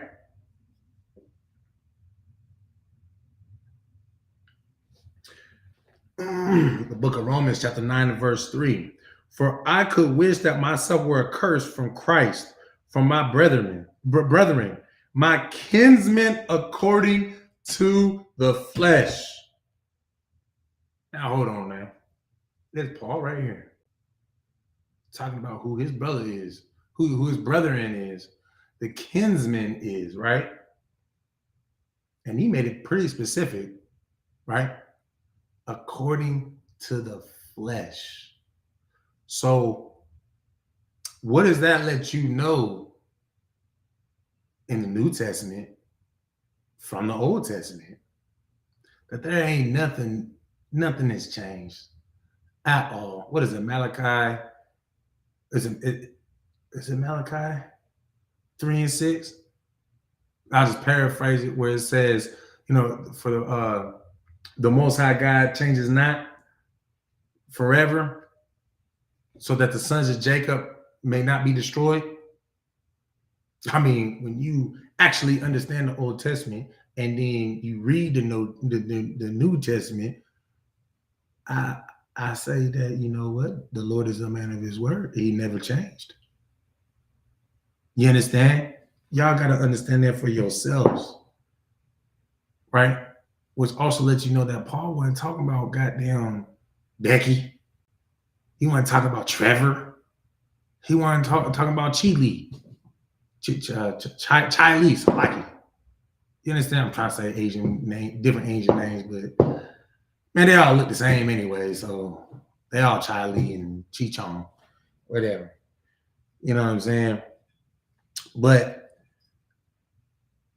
this right here lets you know that, man, when we're supposed to deal with our own according to the flesh, bone of our bone, flesh of my flesh. You understand? Now, I know Africans, that is not flesh of our flesh. It is not. It is not bone of our bone. It is not. Man, they don't listen. You know that an African is not ours just because of the way that they look, perceive, and deal with you as a Black, Hispanic, and Native American. You understand? They hate you. They want absolutely nothing to do with you. You understand? Now, mind you, although that we, our brothers and sisters in the world, they hate their own as well, but that hatred is not the same. It is not no hurry up and buy. It is not no, oh, we might call each other niggas, but we don't call each other niggers. You understand? We don't have that type of hatred where we just, like how the African, any chance they get, they try to jump on you. They try to hit you with, they try any opportunity they get, they will try to hit you. Then get the hell away with it. And then one way that you know that they ain't your people is when they'll attack your brother or sister in public and another brother or sister in the world. Because don't let a brother in the UPK be there, especially if he got one of these goddamn covers. You understand? Especially if he got one of these doggone covers. Hit one of our brothers and sisters and let us catch it. Boy, oh boy, you would have your ass wishing you was a dog. You got treated like a dog because the way we beat your ass is going to be a whole lot worse than I would beat a dog. You understand? But the brothers and the sisters of the world, what are they going to do? That's it. That's it. Oh, maybe a little bit more. Oh, stop. You're taking it too far. Maybe we should call the cops. But let it be your own, though. Taking off on our own, taking off our own. What do the brothers and sisters do in the world? They try to get in. Don't even know either of the motherfuckers. It's like, don't know either of the individuals. They just want to get in just because that one got knocked the hell out. And, this brother's like, what? I just want to throw a foot in. If the other one would have got knocked out, I would have done the same thing. You understand? It's still disgusting, but that hatred is different. It is different. Because the reason why we partake on hurting our own is because we taught that way. You understand? We taught that way, and that's because we decided to partake with the heathens, to lay with the heathens. They taught us to do that. And then when the other nations come down on us, we was taught to be submissive to that, not to fight against that.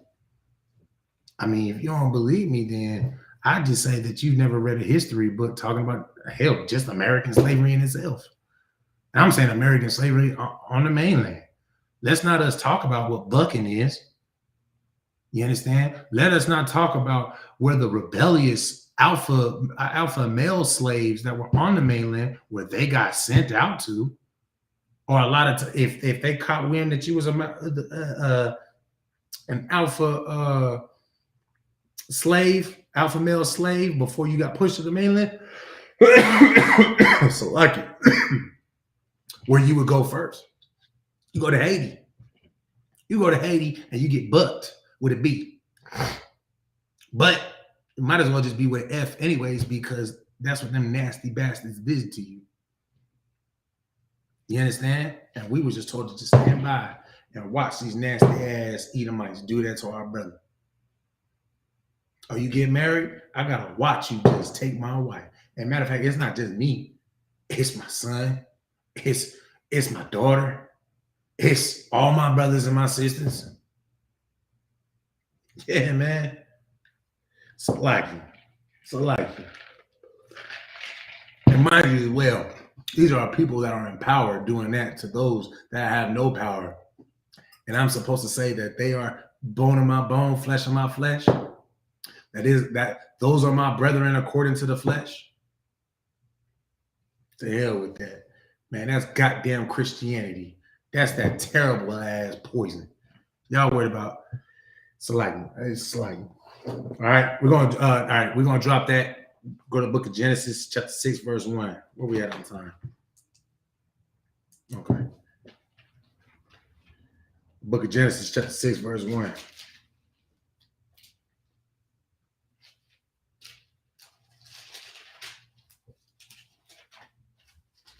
All right. This is the book of Genesis, chapter 6, verse 1. Now we're going to actually go into why the earth got flooded during the time of Noah. You understand? Which is very important to this topic because it still pertains to today. I'm gonna read some things and you're like, you know what? Especially because I'm out here in Vegas. So this sounds like Vegas, like a mug, man. You can get married and divorced within 24 hours out here in Vegas. You understand? The book of Genesis, chapter 6, verse 1. And it came to pass when men began to multiply on the face of the earth, and daughters were born unto them, that the sons of God saw the daughters of men that they were fair. Now, first and foremost, there's something in particular I want y'all to take note of in verse 2. Right? Verse 2 says that the sons of God, what is that letting you know? Why was that even said like that in the first doggone place? Why was it said like that?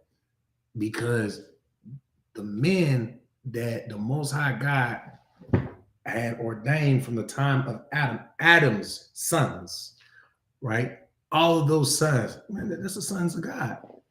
That's us. You understand? Man, shut your goofy ass up, man. Are you back? Is that the same person from earlier? It sounds like the book of Enoch. Maybe I should read it to you one more time. This is the book of Genesis, chapter 6 and verse 2. You understand? Verse 2 says that the sons of God saw the daughters of men that they were fair, right? Those sons of God are those. It's not angels. You understand? It's the you can say the Adamites. You understand? Those that came from Adam's seed. That was still the sons of God. Those were the ones that were ordained to keep the law, statutes, and commandments that was, that breath of life that was given to Adam to continue that tradition, right? Now, mind you, it was the spirit of the Lord that came down on Adam for Adam to even deal with Eve, because that was his own. That was his own people, the flesh of his flesh, bone of his bone, flesh of his flesh, right? Well, once we get into chapter 6, now we're getting into the time where basically the sons of God had to get away from those traditions, right? And it says that the sons of God saw the daughters of men that they were fair. Now it says the daughters of men. So this lets you know that all these other, those that weren't a part of our bloodline, our seed line, right? Like, they're just men. I'm a son of God. You understand? So-called blacks, Hispanics, and Native Americans, right? The Israelites. Those are sons and daughters of God. Everybody else, man, those are sons and daughters of men that people were not supposed to be dealing with. Those are the people who are not supposed to be married. You understand? But we saw them when we saw that they were fair. And they took them slightly. And they took them wives of all which they chose. So they just started, we got to the point where you was like, man, listen, man, like, she look good, I'm taking her. Yeah, this one look good, that one look good. I'm taking all the good looking ones, man. I'm just gonna lay up with them, right?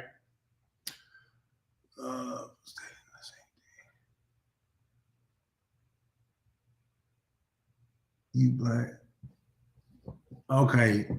I ain't too sure about you, but you know what? Rest of class, probably just gonna get ignored. I don't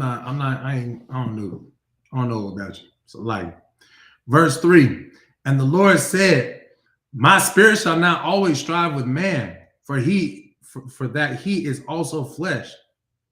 Yet his days shall be 120 years. Right? Oh, wait, am I going too far? That when the sons of God came into the daughters, when they were children to them. I'm supposed to go to, okay, verse 4.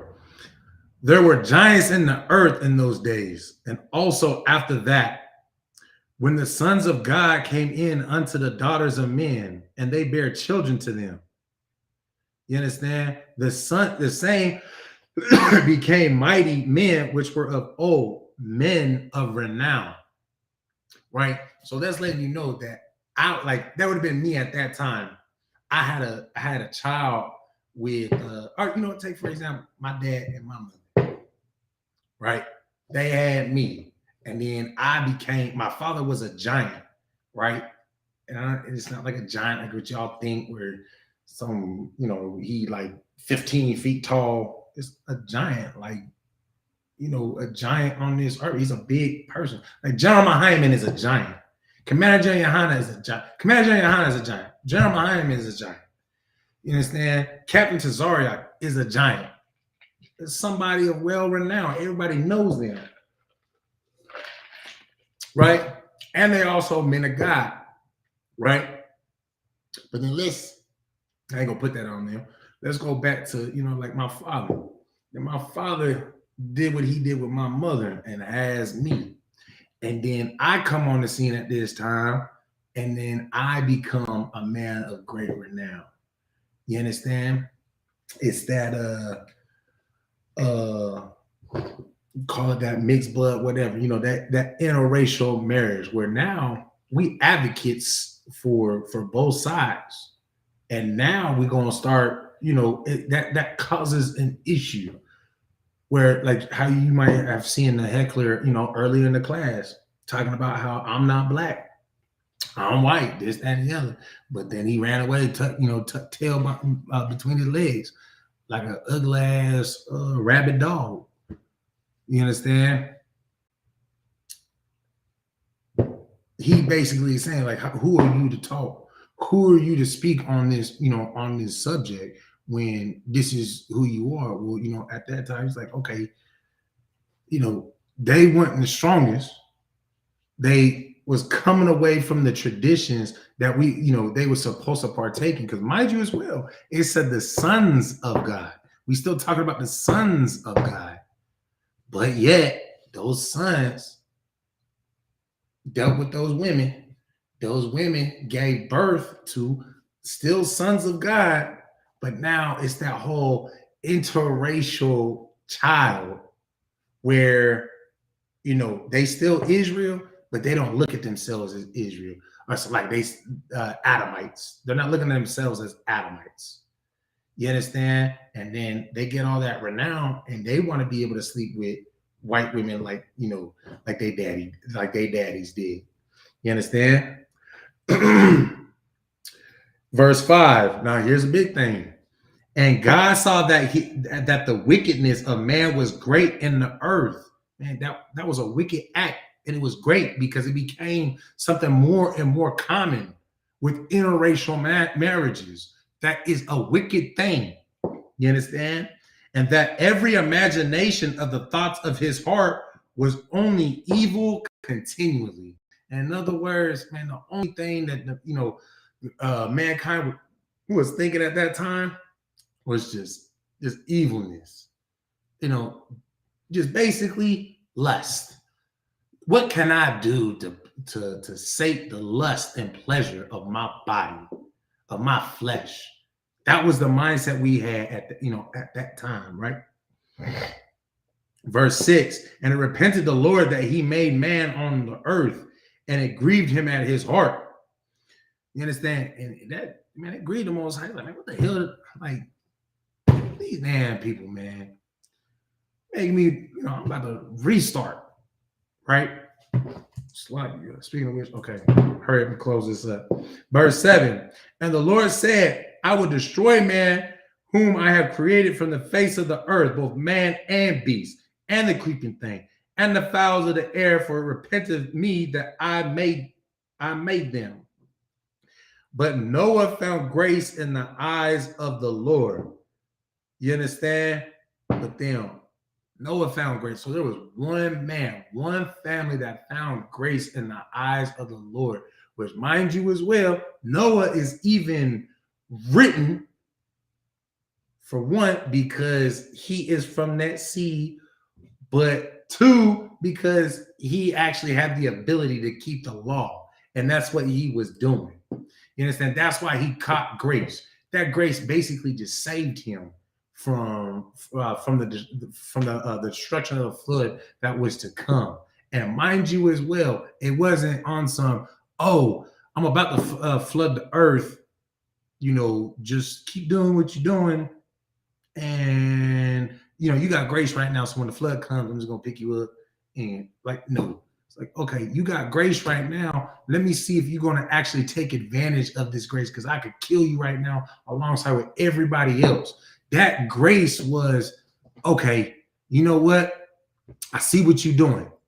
So I'm going to give you some time to build this ark, to put some work in, to prove that my grace is not going to, that you ain't just on some fugaziness, that you actually are about obeying me, right? So build this ark. And I'm just kind of fast tracking ahead because, we are coming over on time, but I'm gonna have you just build this ark. And what did it take? Like 80 something years or something like that. So like if I'm wrong, especially if I'm way off, but just kind of, and so, that was the proof that Noah even deserved that grace in the first place. You understand? Because Noah, first of all, no one partaking in all the that wickedness that everybody else was doing. Yeah, he might have had a drink, but he went over there having interracial marriages. He was keeping the laws, statutes, and commandments that was, kept in an oral tradition from, father to son throughout the generations. You understand? Noah made sure that he upheld all of that. And because of that, he got grace. You understand? What y'all got to understand is with that, and we will finish the rest of this class next week. Next Tuesday, Lord allow. What y'all gotta understand is that is your grace as well. Because if Noah would have stopped building, Noah would have been swallowed up by all that water, just like everybody else. Noah got grace because the Lord saw that he was obedient and wanted to push. Okay, you're going to keep on listening and then have these goofy ass hecklers come up talking about yeah, look, it might rain today.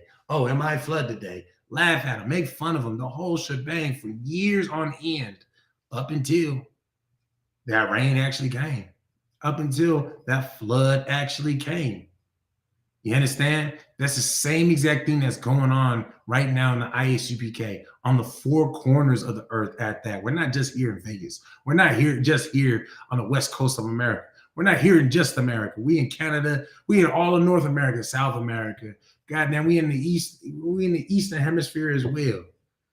You understand? We are spreading this word to the four corners of the earth like it's said it would happen in the Bible in the first place. You understand? Your grace only lasts as long as you are willing to be obedient.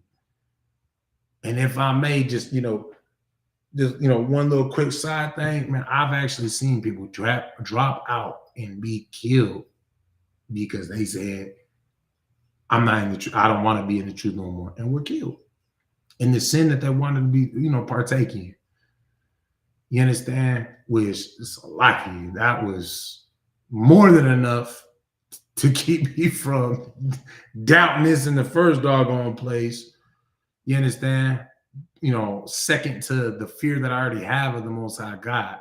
But nonetheless, you understand? Y'all, for those of y'all that may have those doubts, may be unsure, make sure that you seek out counsel. You understand? You ain't sure about somebody's genealogy, this, that, man, don't worry. Seek out counsel. You understand? And with that, Shalom Yahweh Hashem Yahushai Barakatham to all the brothers of Israel. Shalom Yahweh Shamar Elatah Hashem Yahushai to the sisters. Class dismissed.